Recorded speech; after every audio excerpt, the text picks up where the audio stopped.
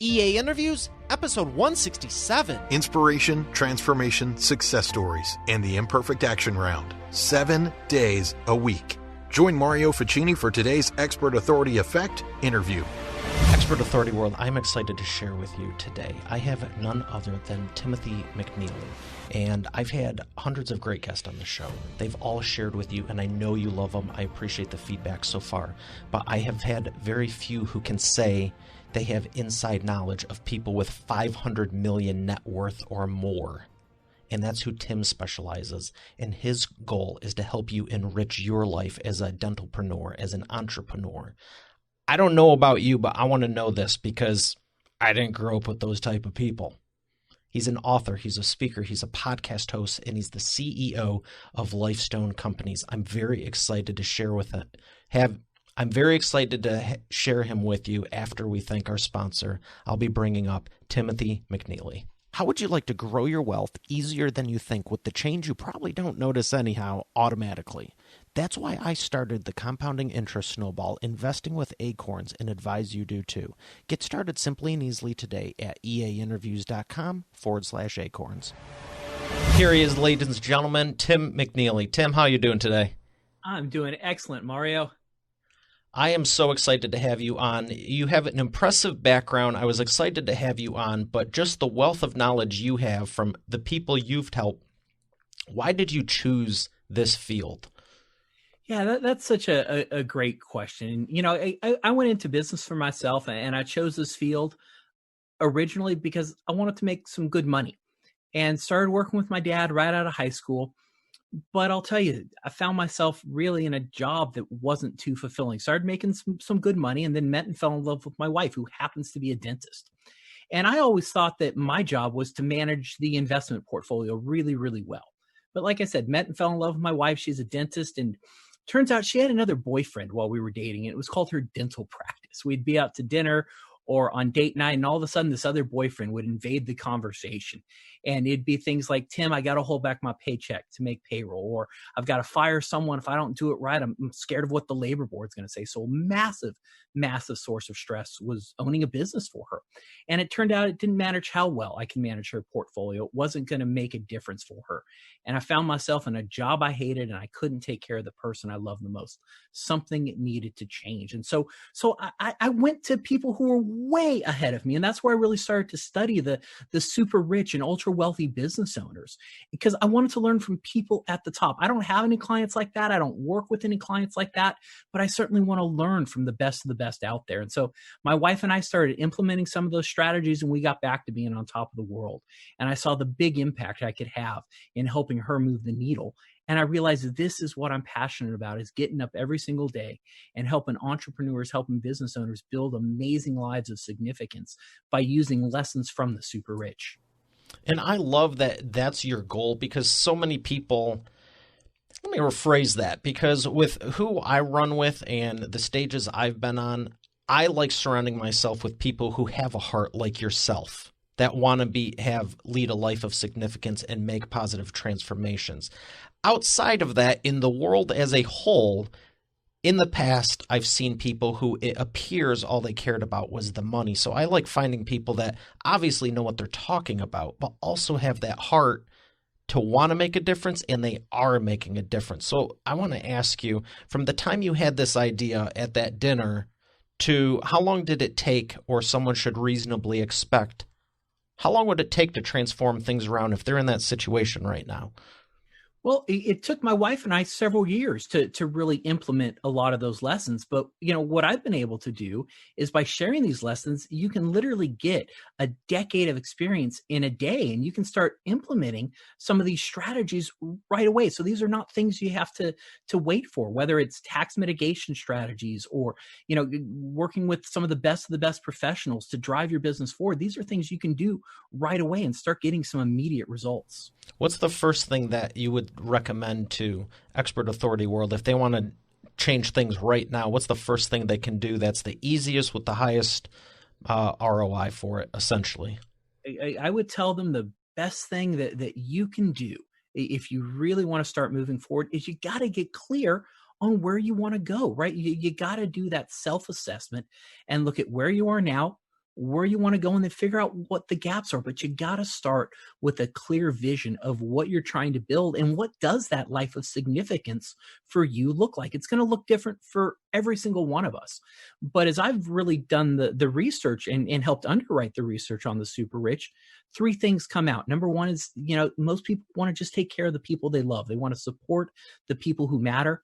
Number two, they want to move the needle for the causes that matter and support those charities and organizations that are doing great work. And then lastly is they want to change the world for the better. But you've got to figure out, what does that look like for you in your specific scenario? So you got to get clear on what you want. And I'm glad that you're saying that, because you might have a wife, a husband, 1 kid, 2 kids, 6 kids, or no kids. And those are all very different situations for how much you need to take care of them. Yeah, absolutely. But yeah, it starts with just a simple self-assessment of where you are and where you want to go. So let's dive into the business side of things, because I can relate to what you're talking about, being at dinner. Just, one of the worst feelings in the world is being around people and feeling alone, or being alone and just knowing you can be doing more, but you're not sure what to do. When your mind's in one place and you're physically in another, or vice versa, it's just like it doesn't mesh up. You want to be present. Why do you think it's so prevalent in entrepreneurs?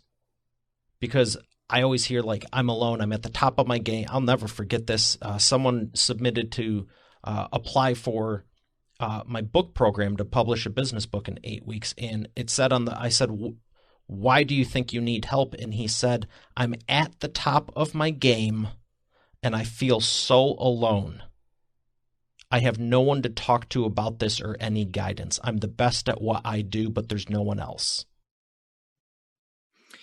Yeah, right. I mean, that's very prevalent in the entrepreneur world. And I forget who said it, but they said if you make it to the top and you feel alone, you did it wrong.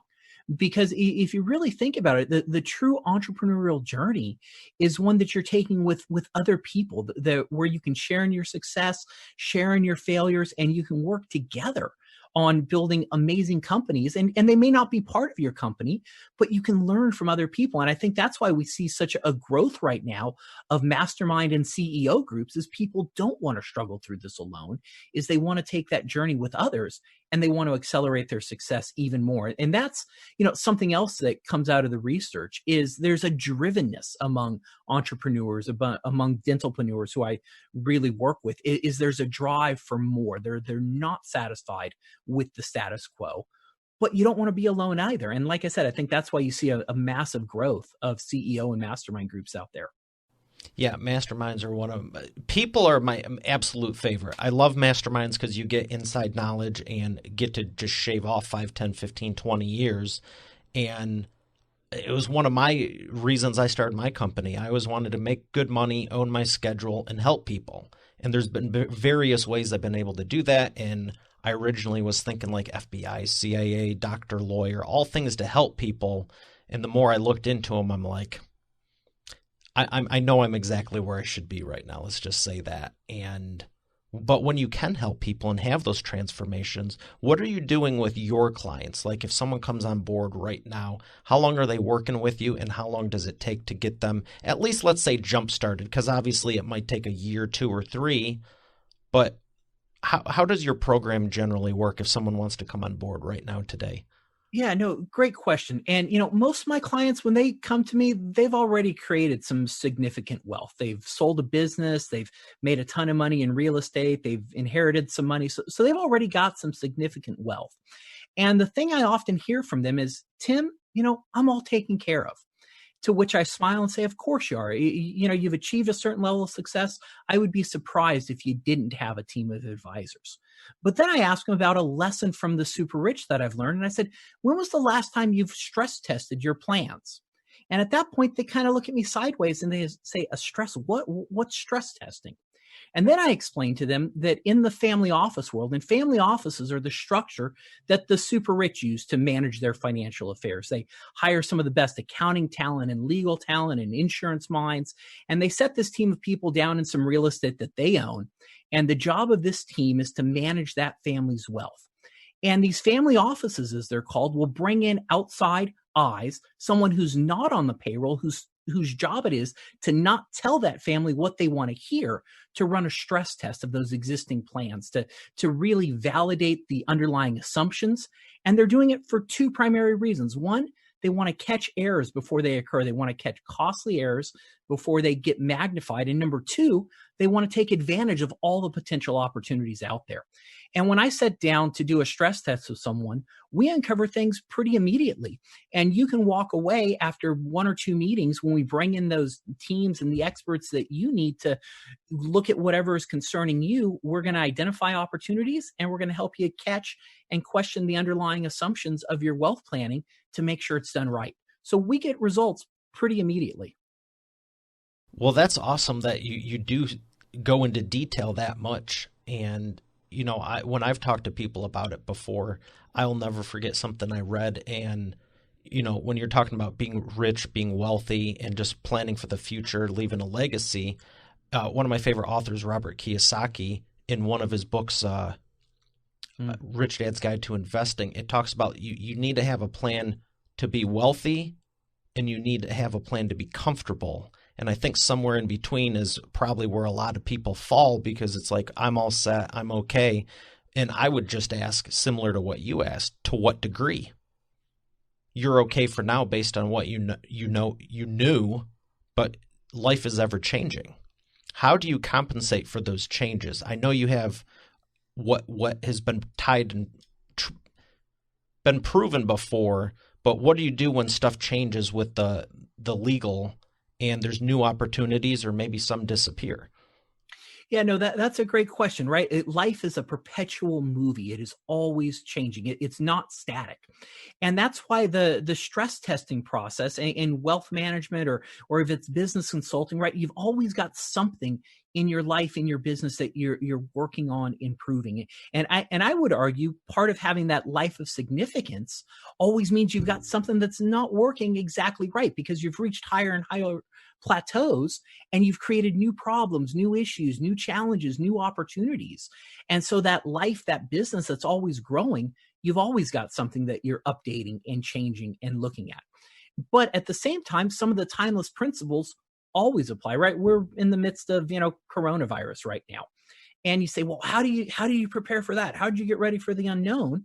Well, it's as simple as some of the basic principles. If you have 3 to 6 months of a living expense in something called an emergency fund, that existed way before coronavirus. And that was really good advice, and even more powerful through this crisis.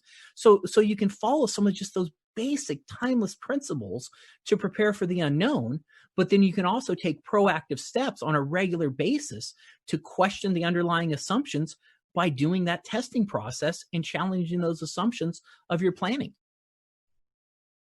It sounds like you have a very thorough process and you're covering all your bases. Could you give us one or two more things that you take your clients through?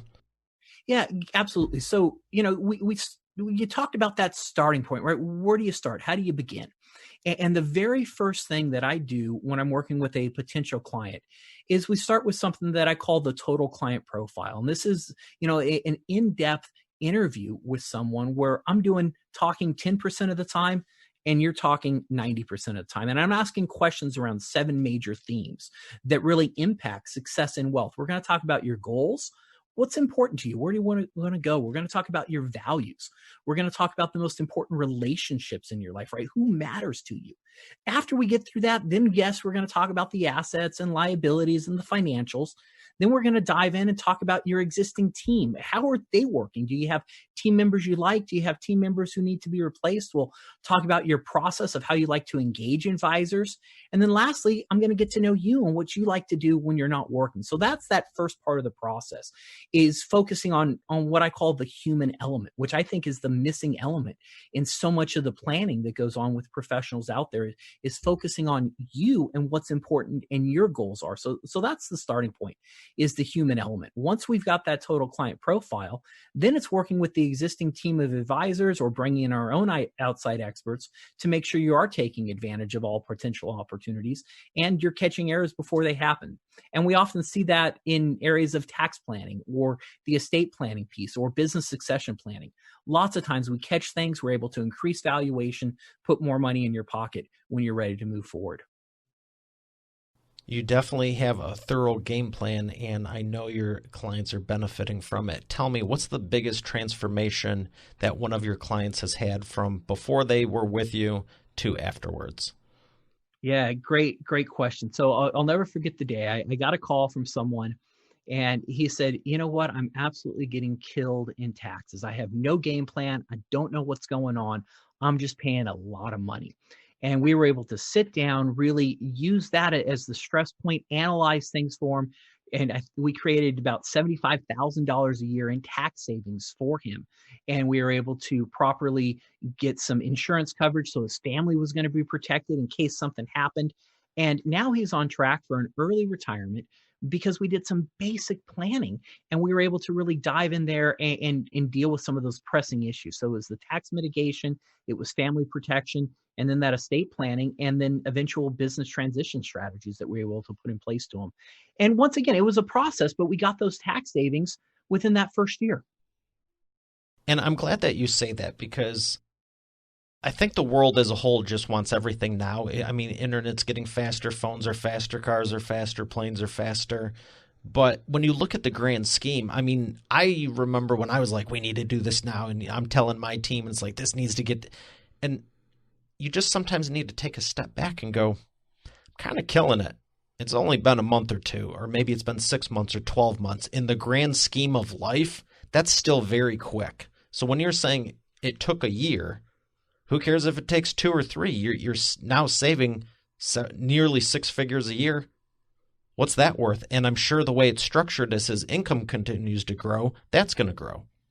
Exactly. Yeah, we're able to increase those savings as his income increases and really create those results so that he could achieve what he wanted, which was taking care of his family, being able to provide education for his kids, being able to pass on his values and things that matter to him, and encourage, philanthropy among his kids too. So, right, making that difference and having that impact is just so rewarding. But right, these are lifetimes of results, and that's one of the challenges with entrepreneurship and business building is right. As driven entrepreneurs, right, this is how I am, and I've had to work on it. But we're so good at focusing on the things we don't achieve instead of looking at all the things we have achieved. Because, like you said, Mario, we want it now. And, driven entrepreneurs, we're just a little bit impatient. That can be true. And, and I think at the core of it, the reason, because putting myself on the examination table here, what's the reason? Well, the quicker I can go, the more people that I can have to support me so I can go faster and further. And I love bringing people with me because it's boring doing it on your own and it's not nowhere near as rewarding. When you bring people and you can show them, they might not even believe it's possible, and it only takes a few times to go, open their mind on top of all the other people. But I would say the impatience is from you have such a heart to help so many people, and you have a finite amount of time. If you can help 1,000 people a month versus a year, what if I'm always thinking, well, how can I do that in a week? How can I do it? And no matter what it is, great. Now I know how to do it a week. How do I do it in a day? How do I do it in an hour? But if you don't ever step back and go, you just figured out how to go from helping 1,000 people a month to 1,000 people an hour. That's like I don't even know the exponential logarithmic scale or whatever. It's just more. Yeah, it's absolutely exponential, and it's more. And right, and going back to the super rich, right? Who better to learn from than people who have already made it to the top? And that's why I love studying the mindsets, the habits of serious money out there, right? What are the billionaires doing? How are they accelerating their success?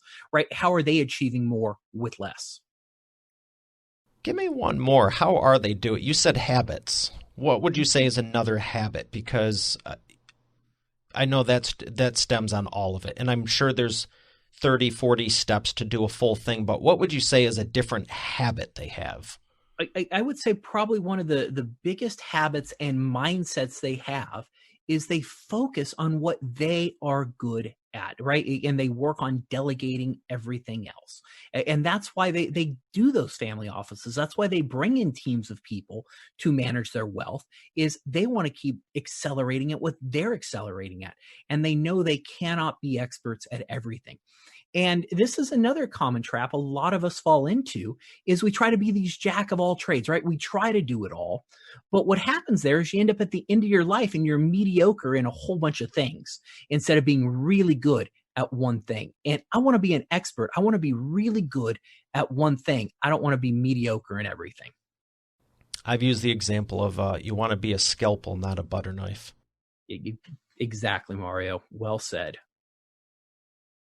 I'm glad you mentioned that one, because that's one I've been working on the last couple of years more than ever also, because, again, there's so many people to help, and especially with the show, I love my team. I'm very thankful for them. There's no way I could pull all this off without them. So there's that habit. The other habit that we just started really looking into is, the super rich, the way they make deals and the way they approach things is they have this everyone wins mindset. And they really approach things from abundance, not scarcity. And they go in, and when they're analyzing business relationships, personal relationships, they're certainly concerned about themselves, but more importantly, they're concerned about, how can I help you win? What is it that you're looking for? How can I support you? How can I help you reach your goals? And by adopting that mindset, everyone grows and everyone wins. That's a great way to be. And so many people, I think, just because the world isn't that way or they didn't grow up that way, it's a hard thing. But when you do flip the switch, it's a whole different perspective on just, instead of what can I get out of this, it's like, what can I give? Yeah, it changes everything. And when everyone wins, you actually end up winning bigger than you ever imagined.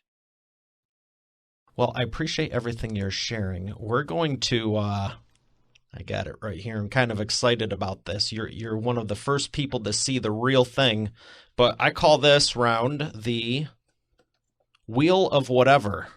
Aha! And there's questions on it that only I can see. And the question I have for you, I don't know about you, but it's spinning. That's just amusing to me. Question I have for you is, Bill Gates or Warren Buffett, who would you rather learn about wealth from, and why? That's a great question. I'm going to say Buffett, because, right, Bill Gates has certainly done amazing things, very, very smart individual. But Buffett has been able to do things time and time and time again, right? Because Berkshire Hathaway is a conglomerate of companies. So Buffett's just been able to repeat that formula over and over again. And what him and Munger have done are just absolutely amazing. So I would say I want to learn investing from Warren Buffett. Final answer? Final answer. All right, excellent. All right, we're going to thank our sponsor and come back for the Imperfect Action Round. Invest automatically, save for later, and spend today. That's why I love Acorns. I used to think spare change didn't make a difference and saving and investing was an old-fashioned manual process. It's not, and it's a game changer. If you're not leveraging compounding interest in your business and life, automatically you're missing out. Acorns not only makes saving and investing easy and automatic, it makes it even more valuable by investing with diversified portfolios, spare change, extra cash, and rounding up everyday transactions. You can even set recurring monthly investments in the amount you desire. To make good great, there is also a debit card option that will continue to help you save and invest even further when you spend. Plus, no minimum balance and overdraft fees. Now, for the cherry on top. They have partnered with 250-plus companies and brands, and growing, with their Found Money program to invest back a percentage into your account with the everyday purchases when you shop. 2 of which you're probably listening to this right now through an Amazon or Apple device. Get started profiting from your everyday life and business simply and easily today at eainterviews.com/acorns. Once again, that's eainterviews.com/acorns. And we are back with the Imperfect Action Round. Tim, are you ready to take imperfect action? Let's do it. I am ready. All right, 60-second answers, rapid fire. Number 1, what's the fastest path to the cash? Fastest path to the cash is you get clear on what you want and you just start taking action. Don't think about it too much, because if you think about it too much, you're never going to get started. So figure out what you want and start going after it right away. Excellent. Number 2, what is the biggest problem you see your prospects make and the fastest way for them to fix it? Biggest issue I see time and time again, bar none, across the board, all the research supports it, is you are working with less than capable advisors. You're working with what I call pretenders. They're really well-meaning, likable people. They truly have your best interests at heart. They truly want to help, but they don't have the technical expertise to really move the needle for you. So you're working with less than capable advisors. And the best way to fix that is to get the best of the best team possible who can help you achieve everything that's important to you. I'm going to add another minute or two because I want to go deeper with that. How would you define the technical aspect? What are they lacking, and what's the difference from A or B? Yeah, great question. So in Becoming Seriously Wealthy, which I had the privilege of writing the foreword to, we do a lot of research on wealth advisors, and we dive into specific strategies, ideas, tactics that the super rich are using. And we do surveys and we say, well, how many of you know about these strategies? And the vast majority of advisors put their hands up. They say, oh yeah, we know all about defined benefit plans. Yes, we know about captive insurance companies. Yes, we know about private placement life insurance or premium finance life insurance. So they're familiar with these strategies, but then we dive a little deeper and we ask, well, have you ever done one of these for one single client? And the numbers drop dramatically. So there may be familiarity with some of the strategies, but once again, that implementation, it's just not getting done. And we see that across the board. And we just see a lot of advisors are not serving their clients and providing the information and the technical ability to move forward. But then even pushing a little forward and, diving into the technical expertise, just having technical expertise is not enough, because a lot of really good technically proficient professionals, they have a hammer and you're a nail. Doesn't matter what they're good at, that's the solution. And they're missing what we talked about earlier, which is the human element. It's really understanding what's important to you. So you want to work with people who have the technical expertise, but they're not focused on the wizardry. They're not focused on, wowing you with the latest products and strategies. They're really focused on solving your problem using the technical expertise. Wow, that is very timely, and I appreciate that. I just shared today, don't be impressive, be reliable and loyal. There you go. Yep, exactly. Right. And tried and true principles. You just said it there, especially for this, because it sounds like you don't want them practicing theory. And like you said with Warren Buffett, he can do it any which way, up, down, left, sideways, over and over and over again. It's not, hey, I hit a vein right here and I'm just going to milk that to the end. And by all means, please do.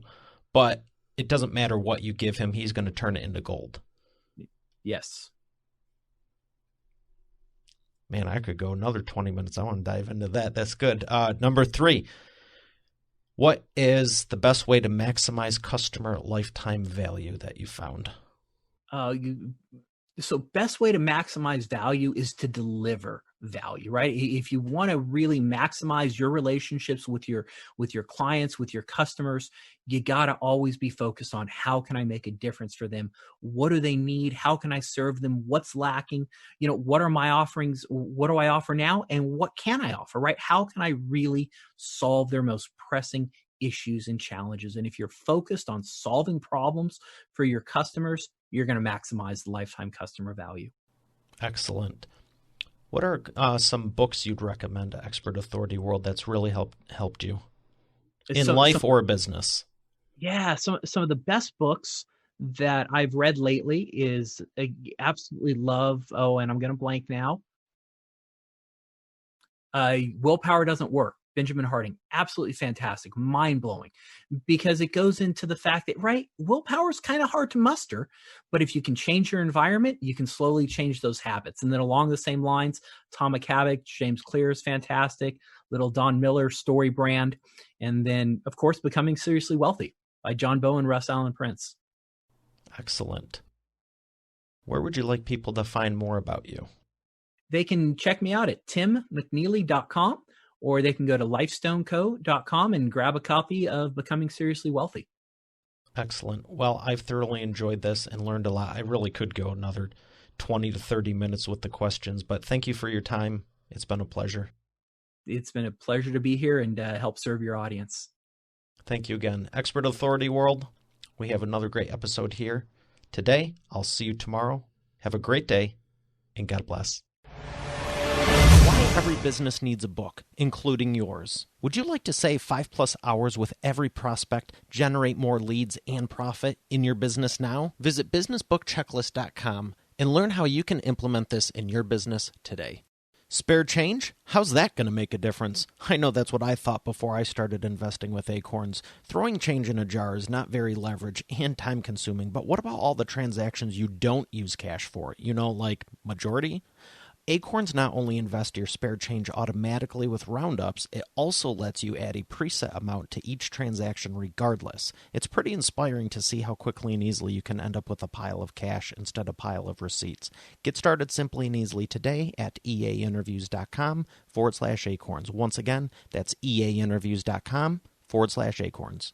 Hey, thanks for listening to today's episode. I hope you got a lot out of it. I know I sure did. If you haven't done so already, I invite you to subscribe to the show. And also be sure to check out eainterviews.com for complete show notes, the full interview video experience, links to the resources we mentioned, and more. Have a blessed day, and I'll see you tomorrow.